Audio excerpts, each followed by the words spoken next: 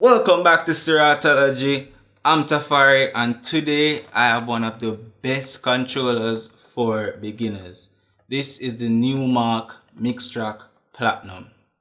I'm actually going to show you how to connect this little mixer to any sound system or standing pole box of your choice. If you're a beginner or an expert, I strongly recommend you grabbing one of the Serato DJ keyboard covers for your MacBooks, and please consider subscribing because you will learn something new.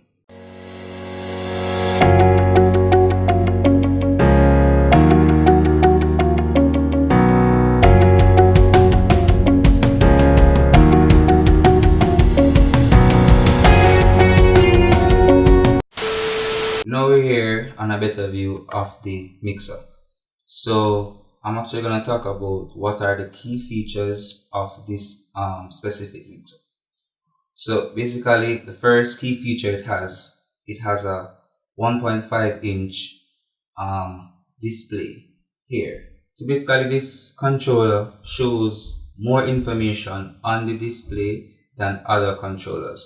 So basically here you have what BPM you are at, what deck, the key lock, the time remaining, and the platter position of the track you're playing. Alright, so it actually gives you more information than other controllers. Next key feature of this mixer is that the screen here is a high resolution screen. So this screen actually works perfect in direct sunlight. So if you're outside playing in direct sunlight, the screen won't go dim or anything. It will still look bright and still look vivid in direct sunlight. At night time it looks very bright. A next key feature of this mixer, it has a multi-functioning touch strip. So here it is. So this strip here, from max to min, it actually has a touch strip mechanism going on here. So basically those are the key features of this mixer. What makes it different from other mixers? What I explained for deck 1, it also goes for deck 2. Alright, so I won't explain both decks, but whatever I explain on deck 1, it will happen also on deck 2. Alright, so basically here, the first button we have here is the play button that actually plays and stops your tracks. The next button on the controller above the play button is the cue button. This button actually, when you're playing your track, alright, when you're actually playing your track and you hit the cue button, it actually goes back to the starting of the song. Alright, but once you actually set the cue, so if you actually go wherever you want to set the cue on the track, so if I want to set it here and I actually press the cue button and I start playing the song, when I actually press back the cue button, it actually goes back to that position that I actually set the cue. So if you don't actually set a cue, it will go back to the first part of the song. For yourself, it will actually go back to that position. The next button on the controller is the sync button. Alright, this is our main button. With this controller, you want to ensure that you're actually using the sync button. If you're a beginner, I want you guys to actually start using the sync button. It's a good function. Don't let other DJs discourage you from actually using the sync button. It actually helps you when you're mixing your tracks.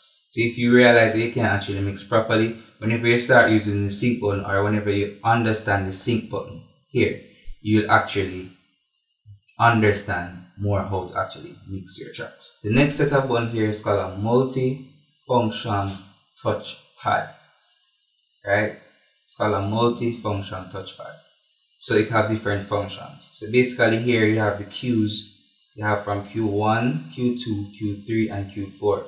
If you watch my previous video, you actually understand what are cues and what are hot cues. These are hot cues. This is just your single cue. These are your hot cues. So you want to actually set these within your track before you actually play. Where this track starts, where you actually want to bring in the song, those are your hot cues. You actually set them here. Above it you have manual loop, auto loop, and sampler. So basically it has different modes you can actually put the pad into.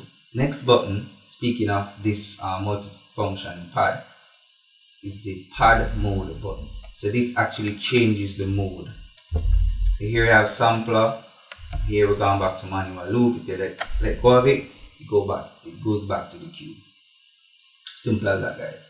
So here, the next button, we have the wheel button. On now, it actually allows you to scratch your tracks, and when it's off and you're playing your tracks, you actually don't get the ability to actually scratch, only just slow it down or speed it up. Next button here is the shift button. As a beginner, you actually don't need any function that the shift button is going to offer you. If you're an expert, you actually know what the shift button does on these controllers. But if you're a beginner, which is this channel is dedicated to, this shift button, you don't actually need it. So just let the controller stay at the default settings. Alright, the elephant in the room is the jog wheel.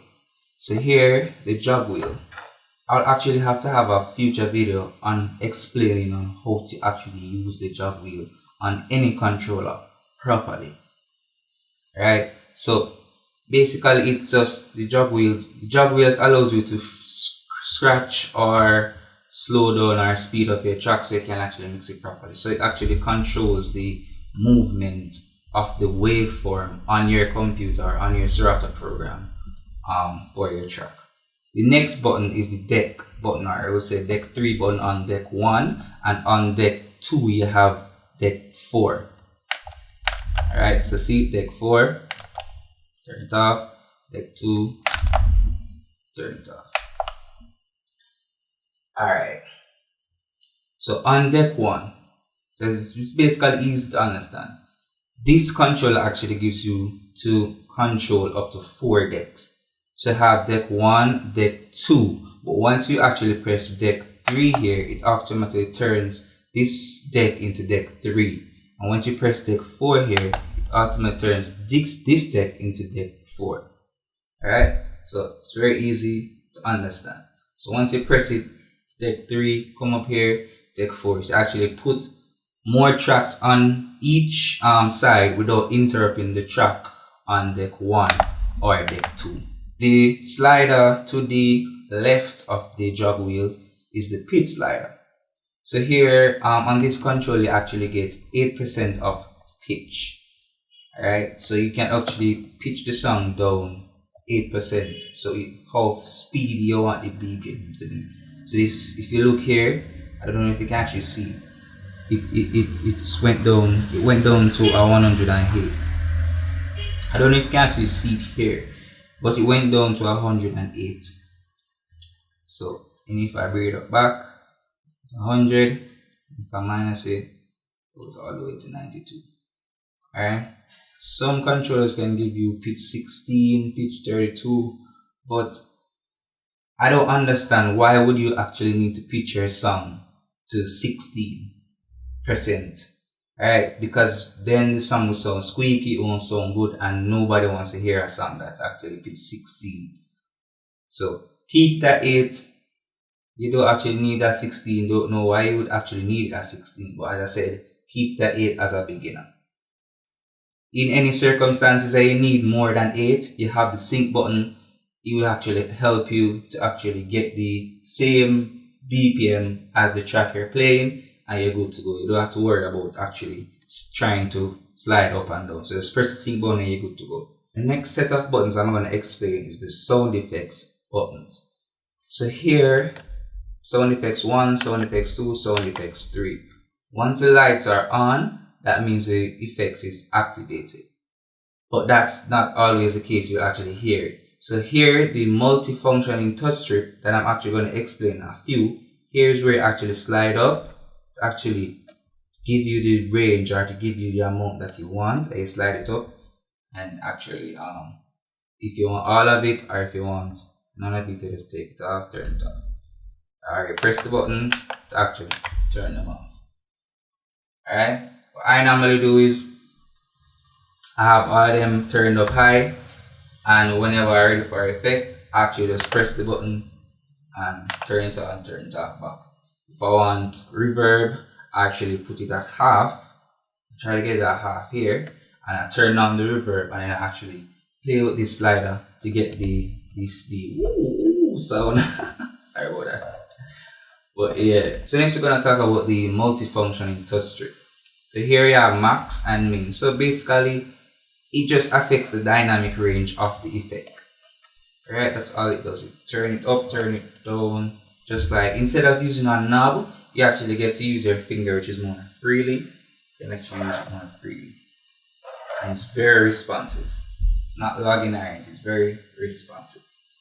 Alright, next button, or knobs and button I would say, is the beats button and knob. So basically, this button or knob is not for beginners. So basically, you want to actually keep it at beats 1. If you actually look on the Serato under the sound effects panel, if you switch the beats knob, you see you go to beats 2, beats 4. Understand? Those are bars basically. So if you go down below beats 1, it's half a bar, quarter of a bar, eighth of a bar, 16th of a bar. Let's see how far it goes, and that's how low it goes, 16th of a bar. So basically, for beginners, you actually need this to actually play out on your sessions. Understand? These are for experts. This option is for experts, and you'll actually have to understand what are bars. The next knob beside the beats button here is the filter knob. So basically here you can actually change how the song sounds. So it gives you different sounds. If you actually play with it, you actually hear it, and when you're playing, if you want to give it a fade out style, you can actually use the filter knob to actually get that fade out style. So the next set of buttons we have here is the pitch bend button. Alright, it's a minus and a plus on the controller. So basically these buttons used to slow down or speed up your track. Alright, so if you look on your Serato, you actually see it slow down or speed up the track. But for beginners, I don't want you guys to actually be using this button. I want you guys to actually be using the jog wheel to actually slow down or speed up your track. Alright, so slow it down, speed it up. Alright, so don't use the pitch bend button. You want to actually be using the jog wheel. If you find out that you're very comfortable using the pitch bend button, use it, because it's not a bad function. So reach the middle of the controller. So now the button in the middle is called the browser button. If you look here and look at your Serato, it's what you actually use to browse through your Serato. So you actually don't need to actually touch your computer to actually find your track.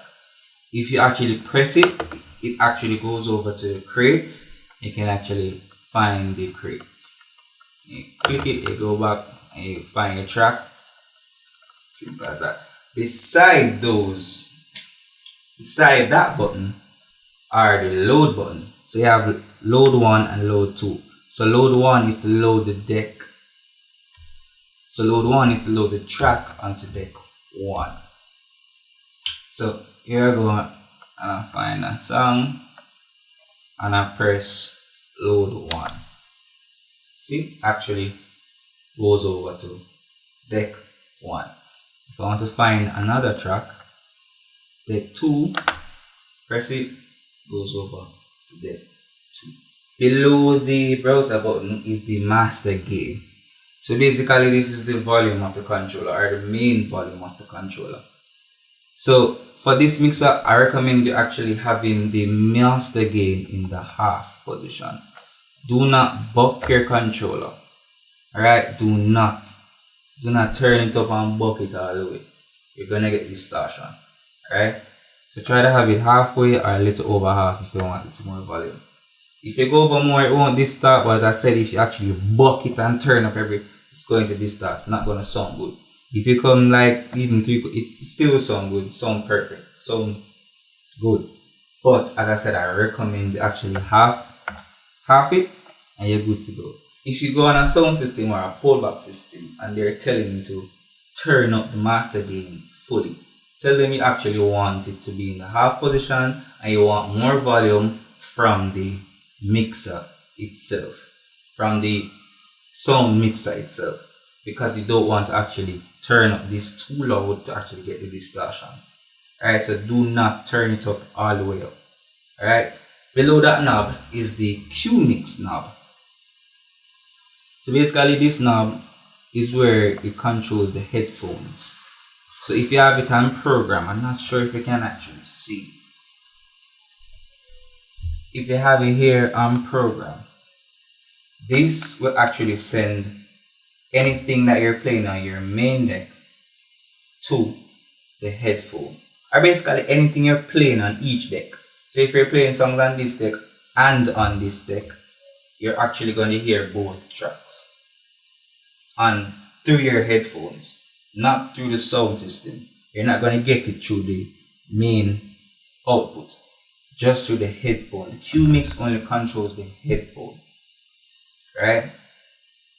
The Q gain, basically how loud you want the headphones to be. This is the headphone volume. Alright, so beside the Q gain knob, you have the deck, I'll call it a deck selector, or which deck you want to actually hear. So you actually select the deck you want. So if you're listening and so if you're playing on deck 1, you want to hear the track on deck 2 before you actually play it, you press the headphone button here. You make sure your Q mix is on Q. Alright, so if I forgot to explain the Q and the Q mix, when you turn the knob to the Q mix, that actually gets you to listen to the side that you actually have this light on. Alright, so if I turn this off, you won't actually hear it, but if I turn this on, actually hear it this side. If I turn both of them on, you actually hear both the decks playing through the headphone jack. The next set of knobs on the controller are the gain, treble, mid, and bass knobs. So basically these controls treble, bass, and treble, mid, and bass within the song. So once you turn it up, you turn up the treble, turn up the bass, turn up the mid. So on the left, the ones on the left control the track that's playing on deck 1, and the ones on the right controls the one that's playing on deck 2. So very straightforward. Alright, so every mixer is symmetrical. Basically, if you have 2 platters on it, what's over the left side controls what's over the left side, what's over the right side controls what's over the right side. Alright, some controls are different, but as I said, as you advance, it will get more complicated and the controls will look different. But if you get it, if you master a simple controller, you'll master any controller. Tell you, because the functions for each are the same. All of them function the same. So once you learn how to use one, you learn how to use all. So the next set of slider we have on the controller are the level slider and the crossfader. So this controls the left side, this controls the right side. Guys, don't look and say I don't have the knobs. The prettiness no matter, or how beautiful a controller looks. You just want to make sure you have a controller and you actually have the talent and know how to actually use the controller. Nobody's gonna book you based on how pretty your controller look. It could have blue. Once you have the talent and you can go out there and play music for people and know what you're doing, that's how you get your bookings. Alright, so any condition of the mixer, use it. If you get a mixer and one side of work, use it. Try to go around it. Try you can actually use one side of Surat and play. A lot of people don't know that you can actually use one deck. Don't use the next deck, just one deck and play throughout the whole session. A lot of people don't know how to. Very easy, but as I said, that's for advanced DJs. Just for now, for beginners, stick to the basics and you're good to go. Alright, so I'm gonna actually speak about the connections for this mixer.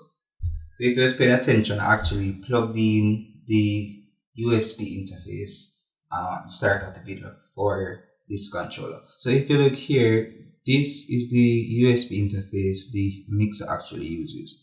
If you look closely, it actually uses a printer USB. So if you don't actually have a USB for your mixer, you can actually go find a printer USB and it works perfect. Just make sure it has this cylinder thing at the end of the USB, because you want the perfect latency for it to go to Serato to connect. Next thing you're gonna need a double RCA cable. Alright, these cables you actually use to connect to your controller and to any sound system or pole box of your choice, or to any mixer of your choice. So make sure you have one of these. Make sure it's long so it can go anywhere, as in any distance where the mixer, how far the sound system mixer is or anything. Another feature this controller actually has, you can input 2 headphones at the same time.